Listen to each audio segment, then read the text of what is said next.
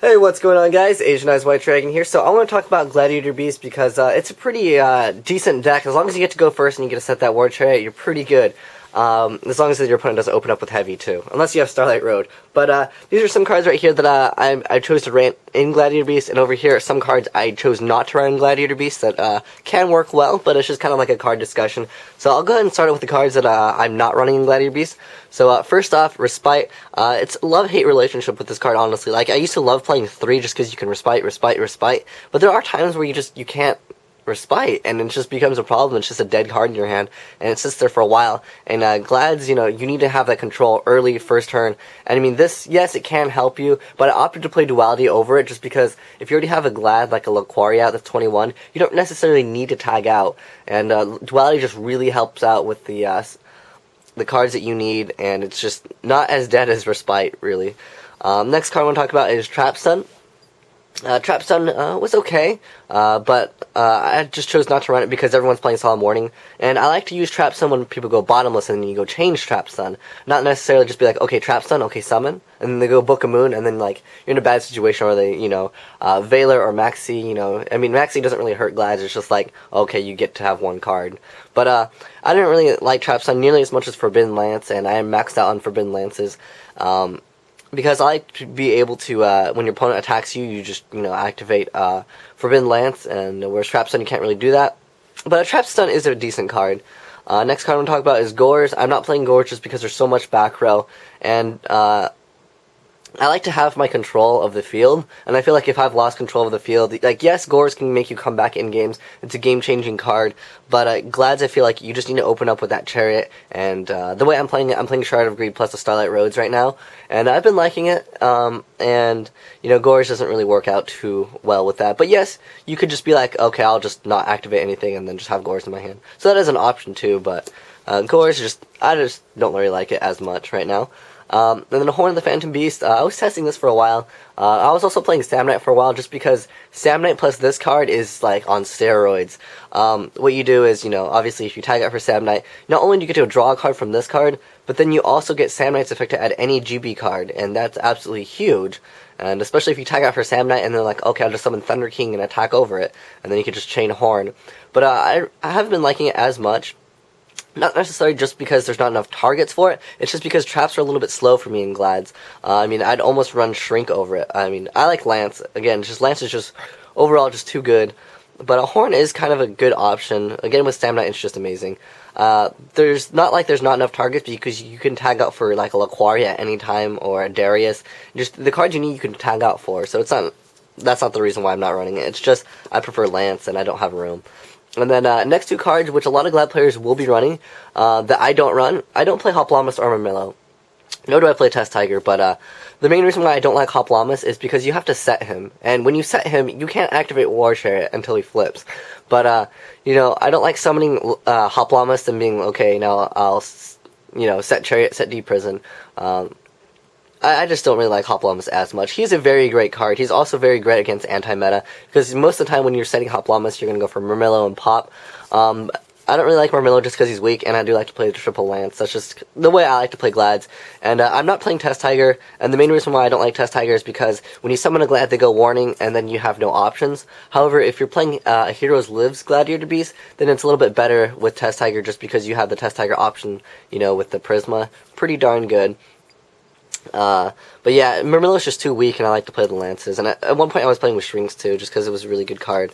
Because when your opponent gets a stronger monster, like, my only answer is essentially Deep Prison. Smashing Ground, I'm not playing this just because, essentially when your opponent gets out a bigger monster and attacks over you, then you use Smashing Ground, you've already put yourself in a situation where you've already went minus with your monster. I'd rather play Deep Prison and protect the monster I already have on board, so essentially I'm not going as minus. But a Smashing Ground is a very good card, and, gets rid of Christia. But, Christia is, quite a problem card in Glads. But yeah, Smashing Ground is just a very good card. I just don't have room for it, essentially, because I'm playing Deep Prisons right now, and again, it's just, the main reason is I'd rather keep my monster alive on the field, not let my opponent get a stronger monster, than wait one turn to answer it. Defissure, I mean, it's a great side deck card, but I don't feel like it's necessary for main, especially with all the Rescue Rabbit decks running around. The Defissure is pretty good. Against Darkholds, it's quite amazing, but I just don't feel like it's necessary in the main deck. And then Secutor, I'm not playing any Test Tigers, and that's the main reason. I mean, you could still run Secutor, but Valor hurts Secutor so much because it forgets that it was tagged up by a GB, and then that could essentially like ruin the game. But Secutor is very good if you are playing Test Tiger, but yeah, drawing Secutor is not very good, especially when you aren't playing with Test Tigers. And then the last card, I don't play MST in mine. I'm playing Icarus right now, and I like it a lot better. Just because I don't like random spacing because, you know, I don't feel like it's great, even though there's not much back row this format, and that's another reason why I'm not playing MST. I just don't feel like it's quite necessary in Glads, and I'll get into that a little bit later when I show you some of the cards I am running in GBs that not everyone will play. So first off, Pot of Duality, it's just, first turn, if you go first in Glads and you get Chariot and a Warning and like a Starlight Road, you're pretty much set up for game. Duality just helps you get that consistency, and you don't always have to tag out. You know, if you have like a big monster already and like a protection, you can duality into something, you know, like a Warning or a Solemn Judgment that just really helps you out. And then next card up, Call of the Haunted, pretty good. Works quite well with if you want to XYZ or get out like a Prisma, then just like send Bestiary to the grave. It's an overall decent card. I'm pretty satisfied with it. I'm just liking 1 right now. It's been doing pretty great for me. Plus the main reason why is because like I play triple Starlight Road, and if I already have a monster on board and 1 in grave, I just Call the Haunted during the battle phase, and if they want to torrential Mirror Force, it just works really well because I can Starlight. And then essentially if I have 2 monsters on board and then I have Starlight Road, it's pretty much going to seal the deal in the game. Call the Haunted just okay too. Sometimes your opponent will just Dark Hole your Glad because they know you have Chariot. Like, if you go attack and then go for Request, add back Chariot, and then set Call of the Haunted, and then set your War Chariot as well. Sometimes I've noticed a lot of people will be forced into just Dark Holing because they need a monster's effect. Like, they need to go, like, summon Debris Dragon, blow up the field. But, like, if they go Dark Hole, you're 1 Gladiator Beast, and then you go, okay, I'll just get it back. Then it really puts your opponent in a bad situation. And I really do like Call of the Haunted. It's been working well. And the next card, Starlight Road. Again, it's just because Glads, like, if you summon double Glads, well, if you have 1 Glad on the field and you summon another one and they Torrential Tribute or Mirror Force and you've lost 2 Glads, it really puts you in a bad situation. You've pretty much lost the game. And Starlight Road really helps with that advantage first turn. Like, if you go first turn Shard Agreed, Starlight Road is just too good, really. And next up, Forbidden Lance. It's just really good. It's really good chainable. You know, if your opponent, like, bottomless is, like, you know, Bestiary, you just lance it, and not only will it not be bottomless because it doesn't have the attack, but it also won't get bottomless just because it's unaffected. But the main reason why I like Lance is I like to duality, and then, like, add Lance, and then, if I summon a Glad, and then I don't attack, I could just set it, and then they attack into me because maybe I'm afraid of a deep prison, and then I'll just be like, okay, Lance, like their Thunder King, because everyone's playing Thunder King now, and then I get to tag out, remove Thunder King, then get a free attack next turn, basically, and it's just really good. And then next card up, Proving Ground. I mean, since everyone is playing Thunder King, it's not as great anymore, but Proving Ground is still very good for me. I really like it, because first turn, like, even setting it, just because I have a Starlight Road and I want to, you know, have multiple cards on board, Proving Ground is just really good because it deck thins, and I like to only play 40 cards in most of my decks that I play. And Proving Ground is just nice. Also, Proving Ground for Bestiary. It just works really nice. And then next card up, Future Fusion. Yeah, I do play Prisma in mine, but I don't play Test Tigers. I know it's kind of ironic, but it does work.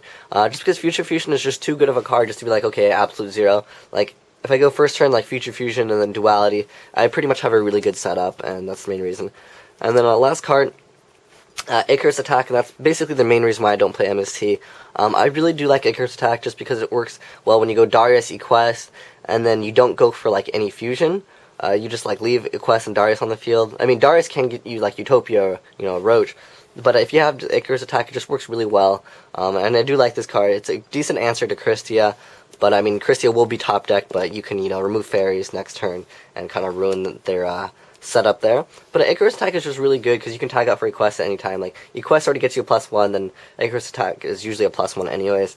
So yeah, those are some cards that I've been liking in my Gladiator Beast deck, and some other cards over here you can consider trying out in yours, but for me personally, I just haven't been liking them as much. But thanks for watching, guys. Asian Eyes White Dragon, signing out.